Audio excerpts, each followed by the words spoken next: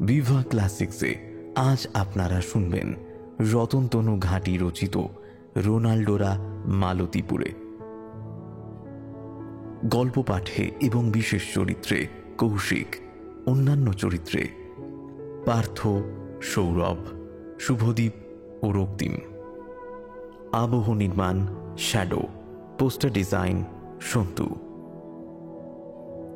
শুরু হচ্ছে আজকের গল্প রোনাল্ডোরা মালতীপুরে।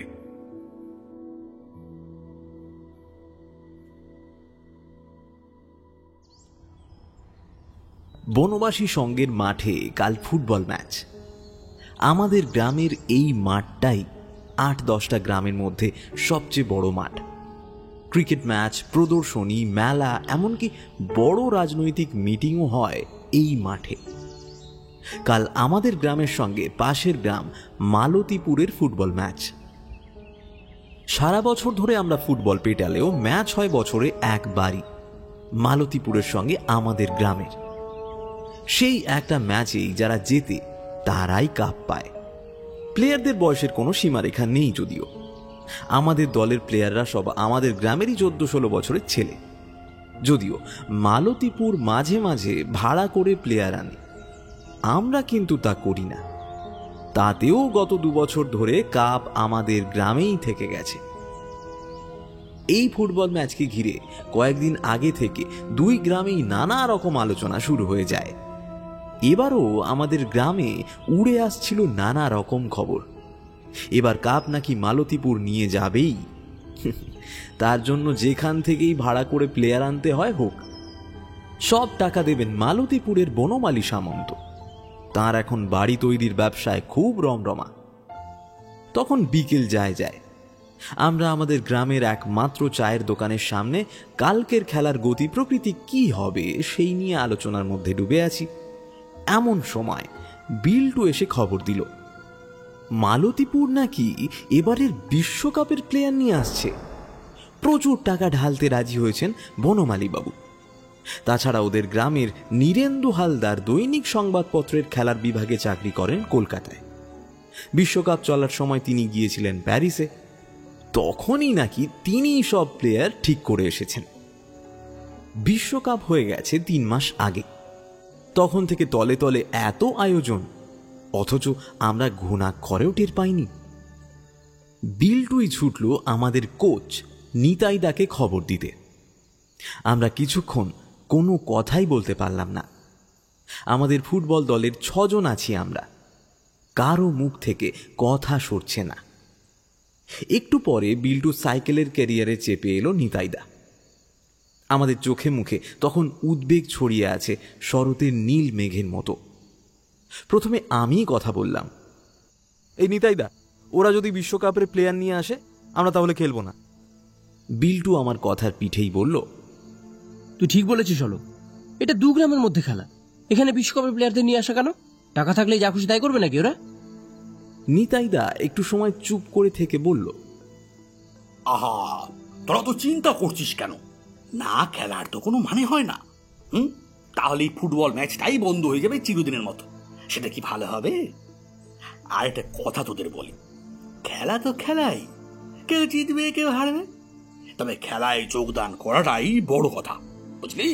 খেল খেল খেল। আমি বললাম, না নিতাইদা, আমরা কি বিশ্বকাপের প্লেয়ারদের সঙ্গে খেলতে পারবো? নিতাইদা আমাদের সাহস দিয়ে বললেন, না পারার কি আছে, আমি তো ভেবে পাই না। এবারে বিশ্বকাপে দেখলি না, ইতালি, জার্মানি, আর্জেন্টিনা, হল্যান্ড সব কেমন সরে গেল খেলা থেকে। আর এদিকে ক্রোয়েশিয়ার কথাটা ভাব, কিভাবে উঠে এলো একটা ছোট দেশ। তাহলে তোদের না খেলার কি আছে? আমাদের গ্রামে আজগুবি খবরের রাজা বলে পরিচিত যে নিবারণদা, সেই নিবারণদা দাঁড়িয়ে দাঁড়িয়ে আমাদের কথা শুনছিল। এবার মুখ খুলল নিবারণদা, আরে দূর, তোরাও যা, ওরা সত্যি সত্যি বিশ্বকাপের প্লেয়ার আনছে না ঘেঁচু? বিশ্বকাপের প্লেয়ার অত সোজা? হ্যাঁ, ওসব কথা রটিয়ে তোদের মনোবলটাই ভেঙে দিতে চাইছে ওরা। আমি বলছি বিশ্বকাপের প্লেয়ার সব বাজে কথা, একদম বোগাস। অনেক গুজব, অনেক আলোচনা ছড়িয়ে পড়ল আরো কয়েকটা গ্রামে। আমরাও শেষমেশ খেলতে রাজি হয়ে গেলাম। বিল্টু বলল, আরে আমরা তো আর কোনোদিন বিশ্বকাপে খেলতে পারবো না, তবু যদি বিশ্বকাপে প্লেয়ারদের সঙ্গে খেলার সুযোগ পাই সেটাই তো কম ভাগ্যের কথা নয়। কেউ বলল ওর্তেগা আসছেন Ronaldo, Bebeto, Batistuta, Baggio, Zidane, Klinsmann, Maldini, Taffarel, Gascoigne. খেলা শুরু হওয়ার আগে পর্যন্ত কত যে গুজব ছড়াতে লাগলো তার শেষ নেই। আমাদের কোচ নিতাই দা শেষ পর্যন্ত ঠিক করলো আমরা মাত্র একজন প্লেয়ার ভাড়া করে আনব। আমাদের দুটো গ্রামের পরে জগৎপুর। ওই গ্রামের নীলকান্ত দারুণ ফুটবল খেলে, ভাড়াও তার বিচিত্র। একটা গোল দিতে পারলে সুন্দর জার্সি, দুটো গোল দিতে পারলে পেট পুড়ে মাংস ভাত খাওয়াতে হবে, তৃতীয় গোল করতে পারলে 50 টাকা নগদ। এর বেশি গোল করলে ওই 50 টাকার গুণিতকেই টাকা নেয় নীলকান্ত। নিতাইদা রাত্রেই গিয়ে পাকা কথা বলে এলো নীলুর সঙ্গে। আজ ফুটবল ম্যাচ, বাবলা গাছে খিরিশ গাছে বাঁধা হয়েছে লাউড স্পিকার। খেলা শুরু হতে আর ঘণ্টাখানেক বাকি। জেলা পরিষদের সভাধিপতি এবং জেলা শাসক মাঠের এক পাশের মঞ্চে উপস্থিত। সভাধিপতি হলেন অনুষ্ঠানের প্রধান অতিথি, জেলা শাসক সভাপতি আজকের অনুষ্ঠানে। 8-10টা নয় 10-20টা গ্রামের লোক ভেঙে পড়েছে মাঠে। বিশ্বকাপের প্লেয়াররা আসছেন, এটাই বড় আকর্ষণ। প্রধান অতিথি এবং সভাপতিরও চোখ চকচক করছে, মনে হয় ওরাও শুনেছেন এই সংবাদ। 2 ফুট লম্বা রূপোর কাপও বসানো হয়েছে অতিথিদের সামনে। জার্সি পরার আগে আমি একবার চক্কর দিয়ে ঘুরে এলাম মাঠের চারপাশে। মাঠের পূব দিকটায় গোটাটা জুড়ে মালতীপুর গ্রামের লোক। মনে হয় গোটা গ্রামে একজনও নেই যে আজ মাঠে আসেনি। ওদের জার্সি গায়ে 3-4 জনকে দেখলাম মাত্র। তাহলে কি সত্যিই বিশ্বকাপের প্লেয়াররা খেলবেন? তারা কি তাহলে এসে গেছেন? কোথায় আছেন তারা? আমরা সবাই জার্সি পরে ফেললাম।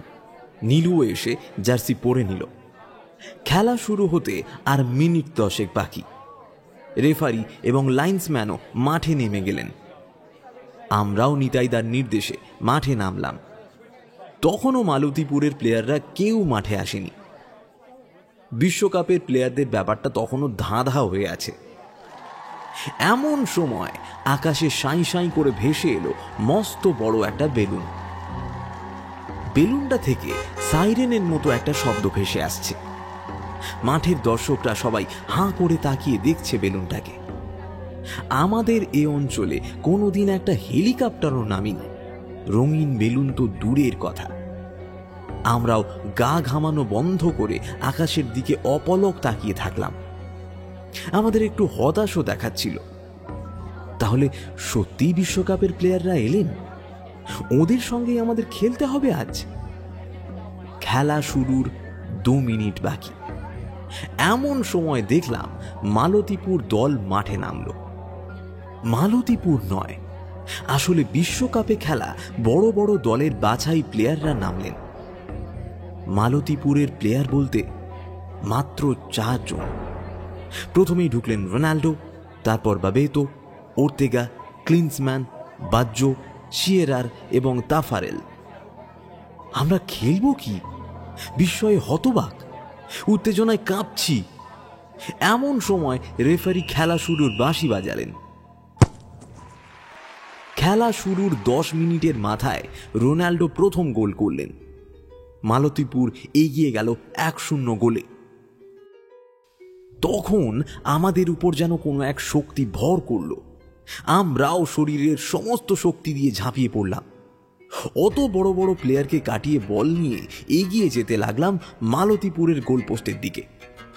কিন্তু ওদের গোলকিপাররা তো ব্রাজিল দলের পৃথিবী বিখ্যাত তাফারেল। গোল করা কি এতই সোজা? তবু একবার নীলু রোনাল্ডোর পা থেকে বল কেড়ে নিয়ে বিদ্যুৎ বেগে ছুটে গেল প্রায় মালতীপুরের পেনাল্টি বক্সের সামনে। বাবেতো, সিয়েরার ও ওর্তেগাকে যেভাবে কাটিয়ে বল গোলে মারল নীলু, তা দেখে দর্শকরা মুগ্ধ হয়ে গেল। কিন্তু তাফারেল বল ধরে ফেললেন, গোল হলো না। প্রথমার্ধে আমরা 1-0 গোলে পিছিয়ে থাকলাম। রেফারি বিরতির বাঁশি বাজালেন। আমরা মাঠের বাইরে বিশ্রাম নিতে গেলাম। কে যেন বলল রোনাল্ডোরা সবাই বিশ্রাম নিতে গেছেন ওই হাওয়াই বেলুনে। মাঠ থেকে একটু দূরে কোজাগরি লক্ষ্মী পুজোর এক চিলতে চাতাল, তার পাশে আকন্দ ঝোপ, সেখানেই নেমেছে রঙিন বেলুনটা। ক্রীড়া সাংবাদিক মালতীপুরের নীরেন্দু হালদার ছাড়া আর কেউ সেই বেলুনের কাছে যেতে সাহস করেনি। আমাদের কোচ নিতাইদা আমাদের খেলা দেখে মুগ্ধ, বলল, খেলায় হার জিত আছে, কিন্তু তোরা যেভাবে প্রাণ দিয়ে খেলেছিস সবাই বাহবা দিচ্ছে। এভাবেই লড়তে হবে শেষ হাফে।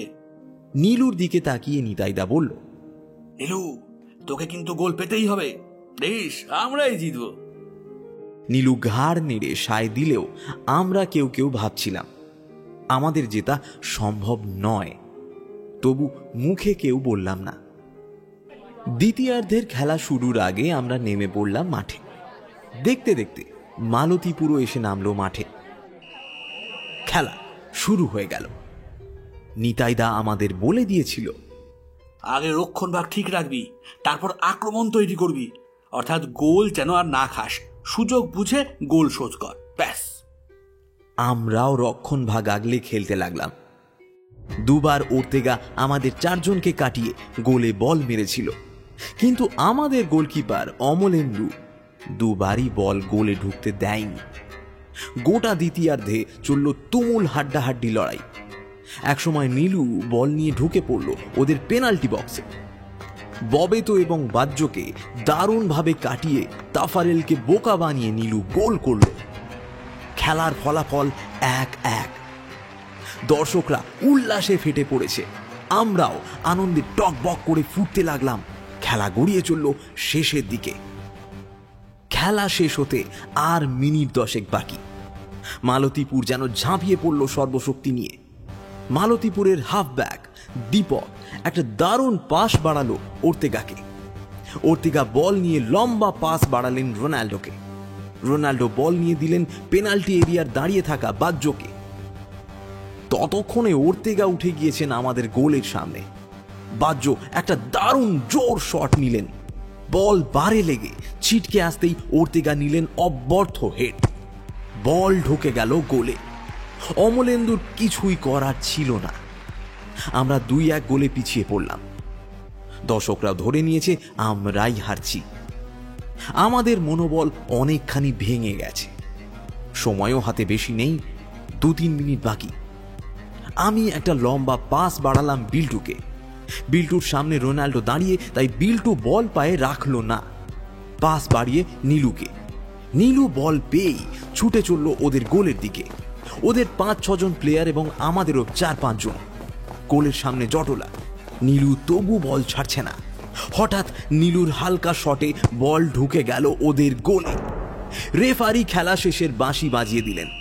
দর্শক এবং আমরাও খেলা নির্ধারিত সময় 2-2 অর্থাৎ অমীমাংসিত ধরে নিয়েছি। এমন সময় নীলু এগিয়ে গেল রেফারির দিকে, বলল, না না, এটা গোল নয়, তার আগে বলটা আমার হাতে লেগেছিল, হ্যান্ডবল। রেফারির চোখ এড়িয়ে গিয়েছিল, তাই বুঝতে পারেননি। নীলুর শেষ গোলটা বাতিল হয়ে গেল নীলুর স্বীকারোক্তিতে। খেলারও ফয়সলা হয়ে গেল। মালতীপুর জিতে গেল 2-1 গোলে। আমরা মাথা নিচু করে মাঠ ছেড়ে বেরিয়ে আসছি। নিতাইদা কিছুটা বিমূঢ়, চুপ করে মাঠের বাইরে দাঁড়িয়ে আছে। কে যেন পাশ থেকে বলল নীলুকে, তোমার হ্যান্ডবলের কথা বলা উচিত হয়নি। মারাদোনার একটা বিতর্কিত গোল মনে পড়ে? হ্যাঁ, হাত দিয়ে গোল, হাত দিয়ে। মারাদোনা বলেন ওটা ভগবানের হাত, তুমি না বললেই পারতে। নীলু মুখ নিচু করে বলল, বাবা বলতো খেলা তো খেলাই, কিন্তু খেলায় সত্যটাই বড়। ও সময় বাবার কথাটাই বেশি করে মনে পড়ে গেল। আমি আর নীলু পাশাপাশি হাঁটছি। নিতাইদা কারো হাত দিয়ে নীলুর জন্য নতুন একটা জার্সি পাঠিয়ে দিয়েছে। একটা গোল করলে জার্সি প্রাপ্য হয় নীলুর। নীলু জার্সিটা নিয়ে আমাকে বলল, চল তোদের পুকুর ঘাটে গিয়ে হাত পা ধুয়ে নি। আমি বললাম, চল। তারপর বললাম, আর মাকে বলবো তুই আজ আমাদের বাড়িতে খেয়ে যাবি, ঠিক আছে? নীলু মাথা নেড়ে বলল, না রে, তা হয় না। আমাদের পুকুর ঘাটে নীলু গা হাত পা ধুয়ে নিল। ওদিকে মাঠে মালতীপুরের উল্লাস শোনা যাচ্ছে। কাপ তুলে দেওয়া হচ্ছে বিজয়ীদের হাতে। দূরে রঙিন বেলুন থেকে নীল একটা আলো জ্বলছে নিভছে। তাহলে এখনো রোনাল্ডোরা ফিরে যাননি? অন্ধকার তার পাতলা আঁচল বিছিয়ে দিয়েছে। নীলু নতুন জার্সিটা পরছে, সঙ্গে অন্য জামা কাপড় আনেনি নীলু।